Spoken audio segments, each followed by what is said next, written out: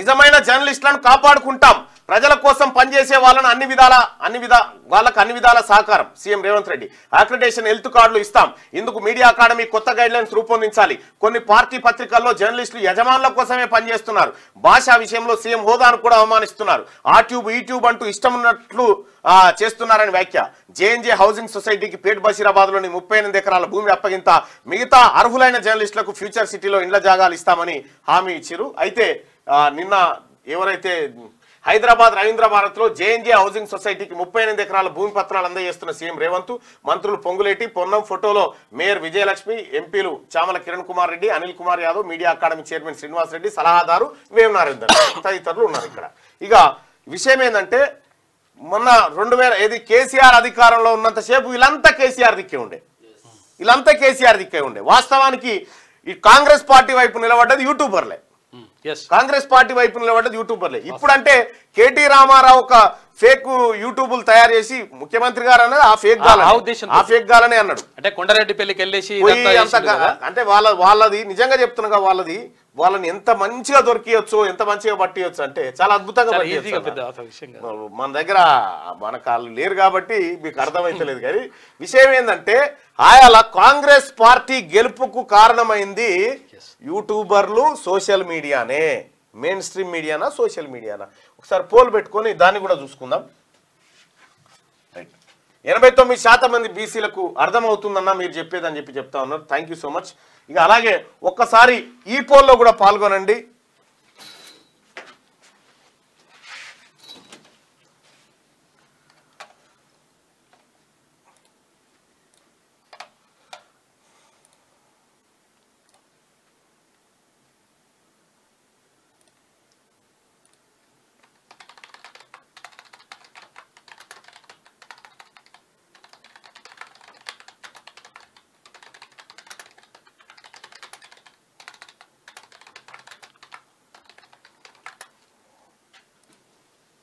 కమ్మరి వెడ్రంగా బ్రాహ్మణుల గురించి అందరి గురించి మాట్లాడతారు. అట్లేం లేదు మిత్రమా.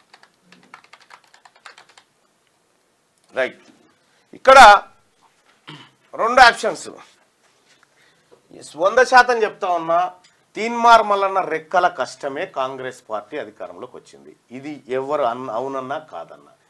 తీన్మార్ మల్లన్న రెక్కల కష్టంతో, అలాగే ఇంకా కొంతమంది జర్నలిస్టుల రెక్కల కష్టంతో ఎక్స్పోజ్ చేయడం ద్వారా 100% కాంగ్రెస్ పార్టీ అధికారంలోకి వచ్చింది. సొంత మీడియా కూడా లేదు కదా. సొంత మీడియా ఎక్కడిది?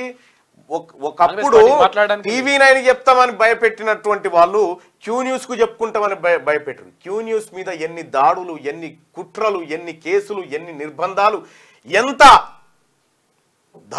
దారుణమైనటువంటి వ్యవస్థ ఈ క్యూ న్యూస్ పైన జరిగిందో ప్రజలందరికీ తెలుసు. ఇక్కడ ఇవాళ వాస్తవానికి రేవంత్ రెడ్డి గారిని సీఎం చేయడానికి ప్రజలు ఏం ఓట్లేయలే. కేసీఆర్ మీద కోపంతో కాంగ్రెస్ పార్టీకి వేసారు. కేసీఆర్ మీద కోపంతో తప్ప రేవంత్ రెడ్డి గారిని సీఎం చేయాలనేటువంటి ఉద్దేశం ప్రజలకేం లేకుండే. కాంగ్రెస్ పార్టీని అధికారంలోకి తీసుకురావాలి, తెలంగాణ ఇచ్చింది అనేది ఒకటి ఉంది. ఇక్కడ తెలంగాణలో కాంగ్రెస్ పార్టీ అధికారంలోకి రావడానికి కారణం ఎవరు?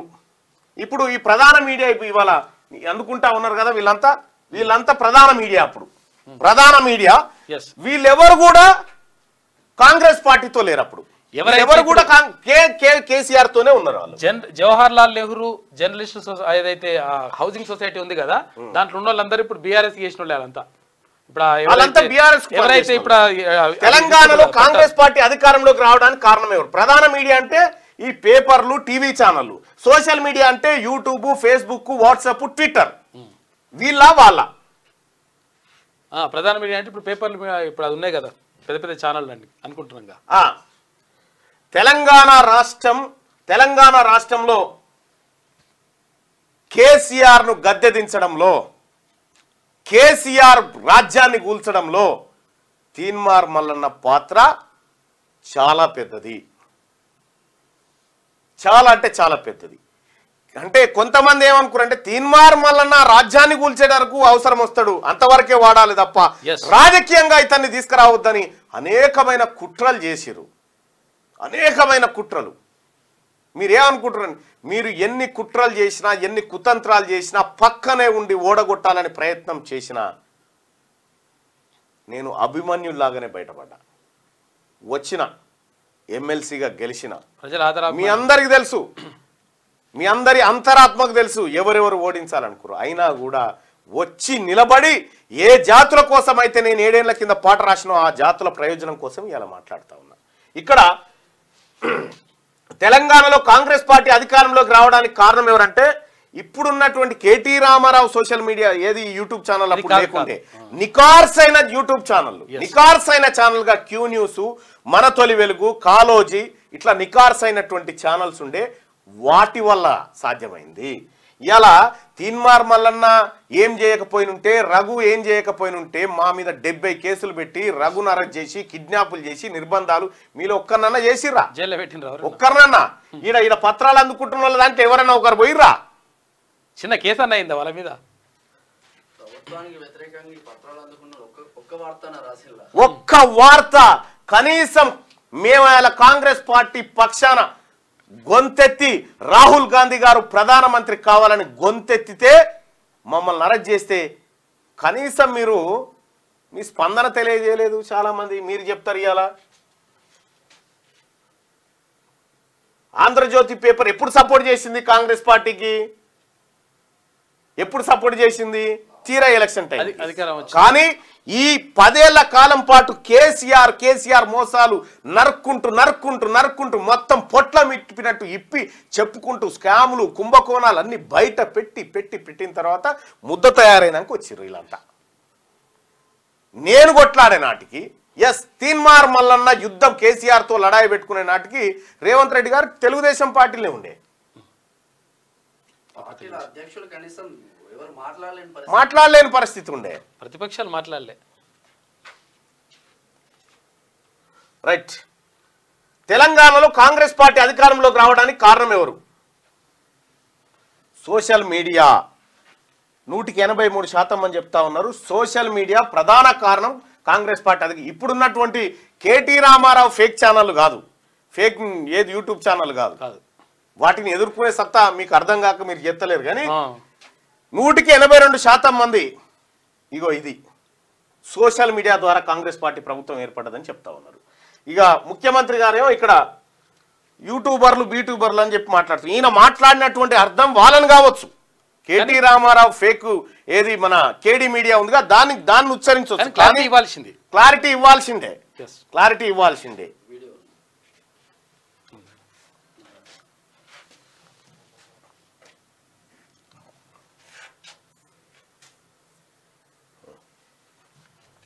అసలు కంటే కుసరాలని ఎక్కువైపోయింది. ఎవరిని ఏ ట్యూబో తెలుస్తలేదు మాకు.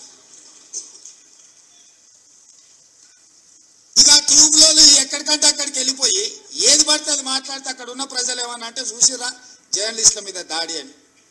జర్నలిస్ట్ అనే పదానికి డెఫినేషన్ ఏందో మీరు డిసైడ్ చేయండి. మేము ఎవరిని జర్నలిస్ట్ గా చూడాలో మీరు చెప్పండి. ముఖ్యమంత్రి గారు మీకు ఎవరైనా సలహా ఇవ్వలేదేమో నేను ఇస్తున్నాను. కొండారెడ్డిపల్లి కాడికి కొంతమంది బీఆర్ఎస్ స్పాన్సర్డ్ పబ్లిక్ పోయారు. అక్కడ మనం చెప్పాల్సింది ఏముందంటే సార్, మనం చెప్పాల్సింది కొండారెడ్డిపల్లి కాడికి పోయి రుణమాఫీ కాలేదని చెప్పి కొంతమంది బదనాం చేసే ప్రయత్నం చేశారు. అది ముఖ్యమంత్రి గారి సొంత.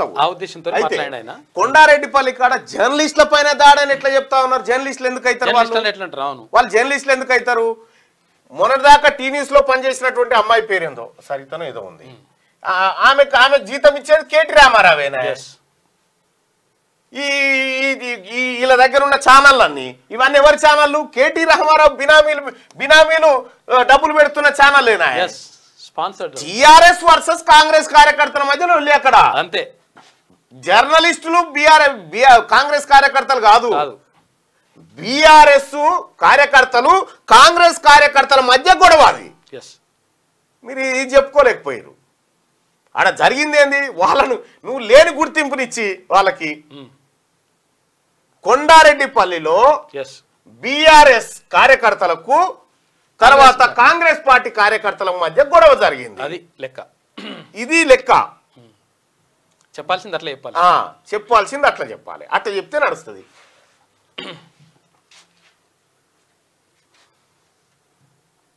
ఎవరు దోస్తే వాడు ట్యూబ్ పెట్టుకొని ఆ ట్యూబ్ లో పెట్టుకొని వాడు మెడలో పట్టేసుకొని మెడలో ఇది కట్టుకొని వాడు నేను ట్యూబ్కో జర్నలిస్ట్ అని బయలుదేరితే వాళ్ళు వివరించే విధానాన్ని బట్టి ప్రజలు వివరిస్తారు. ఫస్ట్ వాళ్ళని జర్నలిస్టుగా కాకుండా విశదీకరించు.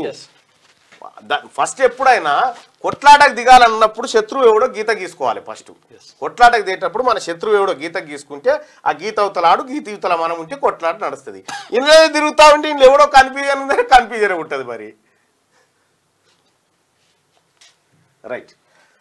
ఇక్కడ జేఎన్జే హౌసింగ్ సొసైటీకి పేట్ బషీరాబాద్ లోని 38 ఎకరాల భూమి అప్పగింత. మిగతా అర్హులైన జర్నలిస్టులకు ఫ్యూచర్ సిటీలో ఇళ్ల జాగాలు ఇస్తామని హామీ. ప్రజల కోసం పనిచేసే నిజమైన జర్నలిస్టులను తమ సర్కార్ కాపాడుకుంటుందని నేను చెప్తా ఉన్నగా ఈ నిన్న వేదిక మీద ఉన్నటువంటి చాలా మంది మీరు అనుకుంటున్నటువంటి మెయిన్ స్ట్రీమ్ ఏదైతుందో మొత్తం కేసీఆర్ తోనే ఉన్నారు. కేసీఆర్ కేటీఆర్ తోనే తిరిగిరు. వాళ్ళకే డబ్బా కొట్టిరు వాళ్ళు.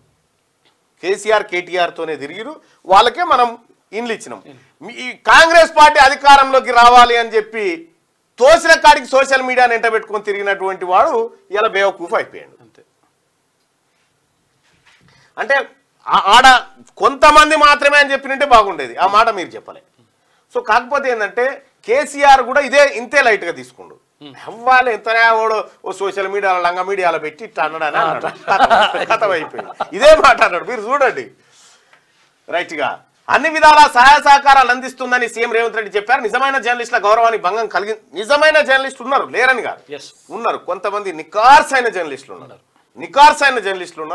కాకపోతే వాళ్ళు చాలా తక్కువ మంది ఉన్నారు ఆడ వేదిక మీద. అంతే. అలాంటి వాళ్లకు అక్రిడేషన్ కార్డులు, హెల్త్ కార్డులు, ఇంటి పట్టాల విషయంలో ఎలాంటి నష్టం జరగకుండా చూస్తామని చెప్పారు. ఆదివారం హైదరాబాద్ రవీంద్ర భారత్లో జరిగిన కార్యక్రమంలో సీఎం రేవంత్ రెడ్డి ముఖ్య అతిథిగా పాల్గొని జవహర్లాల్ నెహ్రూ జర్నలిస్టు హౌసింగ్ సొసైటీకి పేట్ బషీరాబాద్ లో కేటాయించిన 38 ఎకరాల భూమిని అందజేశారు. ఈ సందర్భంగా ఆయన మాట్లాడుతూ జర్నలిస్టుల సంక్షేమాన్ని తమ ప్రభుత్వం కట్టుబడి ఉందని చెప్పాడు. 1100 మంది జర్నలిస్టులకు ఇంటివారు అవుతారని చెప్పిండు. ఇంకా మీడియా అకాడమీకి 10 కోట్లు, జర్నలిస్టులు అక్రిడేషన్, ఆరోగ్య భద్రతా కార్డులు, ఇతర సమస్యల శాశ్వత పరిష్కారం కోసం మీడియా అకాడమీ కొత్త విధి విధానాలు తయారు చేయాలని సీఎం రేవంత్ రెడ్డి అన్నారు. నిరుపేద జర్నలిస్టులకు ఆర్థిక సాయం అందించేందుకు, మరణించిన జర్నలిస్టు కుటుంబాలను ఆదుకునేందుకు, జర్నలిస్టులో వృత్తి నైపుణ్యం పెంచే శిక్షణా కార్యక్రమాల కోసం తక్షణ సాయంగా స్పెషల్ డెవలప్మెంట్ ఫండ్స్ నుంచి మీడియా అకాడమీకి 10 కోట్లు కేటాయిస్తున్నట్టు ఆయన ప్రకటించారు. అయితే విషయం ఏంటంటే ముఖ్యమంత్రి గారికి ఇతరులకు తెలవాల్సినటువంటిది ఏంటంటే ప్రింట్ మీడియా, టీవీ ఛానళ్ళ వ్యూవర్షిప్ డ్రాఫ్టికల్గా పడిపోయింది. మెజారిటీ ప్రజలు సోషల్ మీడియాలో ఉన్నారు. ఇప్పుడు మనం ఈ పత్రికలకు ఇలా అడ్వర్టైజ్మెంట్లు వేసిరా,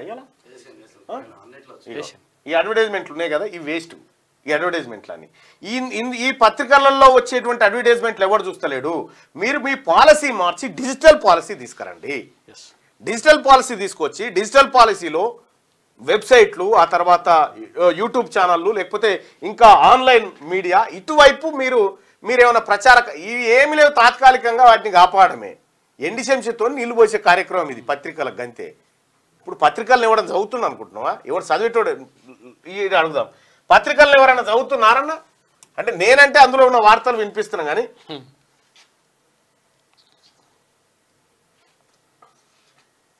మీరు లేకుంటే అసలు రాకుందే. ఎంతమంది కాంగ్రెస్ ఎమ్మెల్యేలను చేశారు. నా పెన్షన్లు ఎప్పుడు పెంచుతారు, కాంగ్రెస్ పార్టీ రారని 60% నువ్వే రావడానికి 60% కారణం మళ్ళీ అని చెప్తాను. నేను రాహుల్ గాంధీ గారి మాట నమ్మి, రాహుల్ గాంధీ గారి మాట విశ్వసించి కులగణన చేస్తా, ఈ బీసీలను ఎక్స్రే తీస్తా అన్నటువంటి మాటకు నాకు కమిట్మెంట్ వచ్చింది. ఎవరు చదవట్లేదు పత్రికల్ని, అసలు చదివేటోడే లేడు పత్రికల్ని. చాలా రోజులైంది పత్రికలకు పోయి, ఇంకా గవర్నమెంటే అప్డేట్ కానట్టుంది. పత్రికలను చదివేటోళ్ళు లేరేవారు.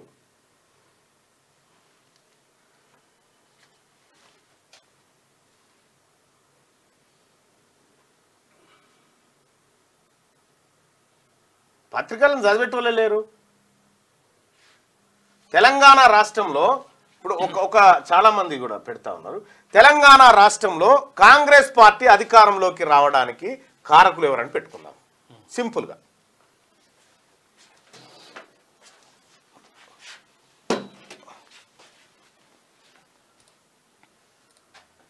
నేనైతే సోషల్ మీడియాలోనే ఉన్నప్పుడు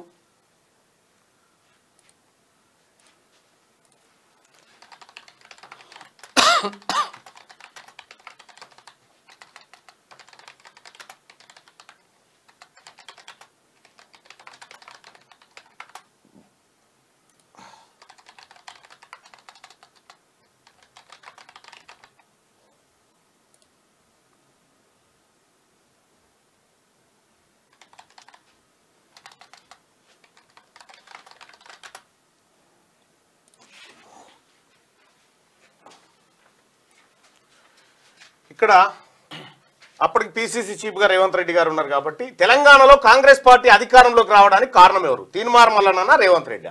మీ ఒపీనియన్ తెలియజేయండి బాయ్ సార్. ఇందులో పాల్గొనండి దయచేసి. తెలంగాణలో కాంగ్రెస్ పార్టీ అధికారంలోకి రావడానికి కారణం ఎవరు? తీన్మార్ మల్లన్న, రేవంత్ రెడ్డి?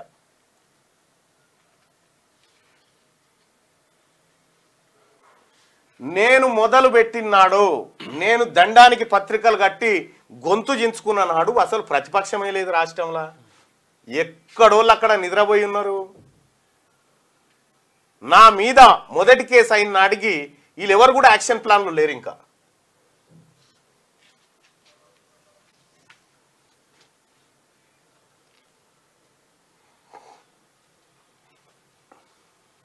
తెలంగాణలో కాంగ్రెస్ పార్టీ అధికారంలోకి రావడానికి కారణం ఎవరు?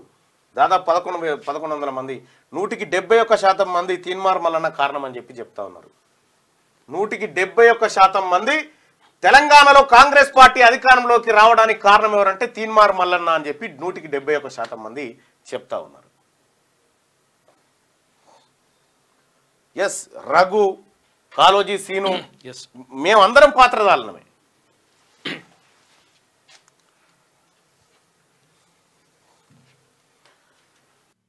లైక్ చేయండి.